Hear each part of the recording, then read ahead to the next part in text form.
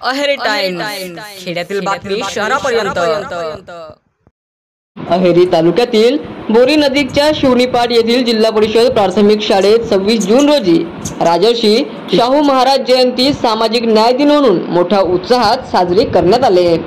कार्यक्रमाच्या अध्यक्षस्थानी अहेरी पंचायत समितीचे माजी सदस्य तथा युवा नेते हर्षवर्धनराव बाबा आत्राम होते, तर मंचावर प्रमुख अतिथी म्हणून सरपंच मीना वेलादी, शाळा व्यवस्थापन समितीचे अध्यक्ष हनुमंतू कुडमेथे, माजी सरपंच मधुकर वेलादी, बोरी ग्रामपंचायतीचे उपसरपंच पराग ओल्लालवार, सामाजिक कार्यकर्ते सुरेंद्र अलोने, अखिल कोलपाकवार, जावेद अली, विजय कोक्कीरवार आदी मान्यवर उपस्थित होते। प्रथमतः हर्षवर्धनराव बाबा आत्राम यांनी राजर्षी शाहू महाराज यांच्या प्रतिमेसमोर दीप प्रज्वलित करून तसेच माल्यार्पण करून अभिवादन केले।